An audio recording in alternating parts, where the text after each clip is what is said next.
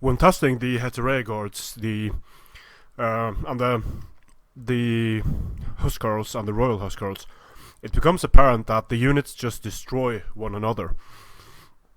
For the factions that aren't lucky enough to have the awesome Huscarls, we have the Nordic Axe Warriors, and Nordic Axe Warriors still have a very high melee attack, melee damage and charge bonus. They also have a bonus against infantry, but they have precursors.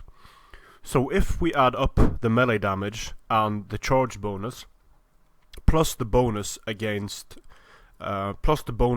infantry on these axes, it's very likely that they're able to kill a Huscarl with a single chop of the axe on the charge. The same is true for the Huscarls against the Nordic Axe Warriors. However, the Nordic Axe Warriors have less health and less armor. But they have the precursors, of course, and they could do a lot of damage to the Huscarls. In fact, they could kill them outright with a single hit.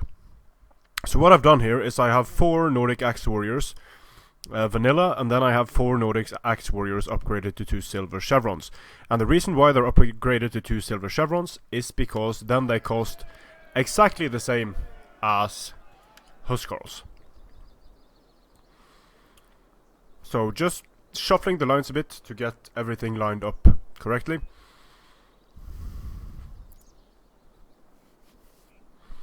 So we don't get any weird charges happening. There we go. Starts to look a bit better. Here are the Nordic Axe Warriors. Here are the Huscarls. The engagement starts. Let's see how much damage the precursors do. Okay, so 20 precursor kills. And this is between 10 and 20 precursor kills all down the line, which is significant. Very significant, and it might play a huge part in the coming engagement. Let's just see how they do on the charge against each other, because the Huscarls are down by 20 men here, and they're able to kill Nordic Axe Warriors fairly quickly. But the lead that the Nordic Axe Warriors got because of their precursors, the Huscarls are not really able to bring that back quickly enough. So even vanilla Nordic Axe Warriors are actually doing a very good job against Huscarls. And the first unit that starts wavering is a vanilla unit. And this is quite interesting, because now, all down the line, at roughly the exact same time, all of the units start wavering.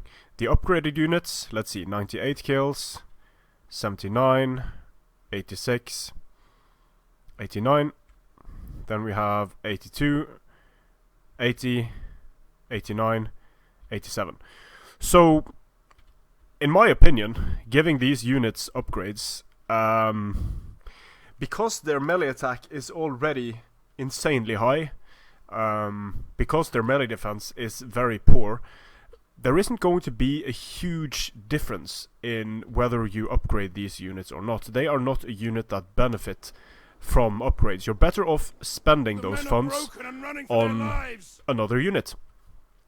So this could, for example, be more effective if you had a few Nordic band to break the charge. But again, these infantry killing specialists with the bonus against large, when not using precursors, the Nordic Axe Warriors would just flat out die. But when using precursors, they are actually able to, in some cases, defeat Huscarls, although it's mutually assured destruction when these units go up against each other. But it's fairly interesting that the much cheaper Nordic Axe Warriors are able to do as well as they do against Huscarls, even when they are not upgraded. Upgrading doesn't seem to do a whole lot in terms of making them more effective. But some of these Huscarls and some of these Nordic Axe Warriors will probably come back from routing, but this is basically a stalemate. This is a tie. They destroy each other. The advantage of Huscarls over the Nordic Axe Warriors is, of course, their armor. They have more armor and more health, so they will be more resilient to missile fire. But the Nordic Axe Warriors have precursors, so if you're able to protect your Nordic Axe Warriors, they can do a massive amount of damage, and they are fairly cheap for what they can do, but they are a glass cannon unit. Getting charged by cavalry and in prolonged melee, they will just flat out die. Strength and honor.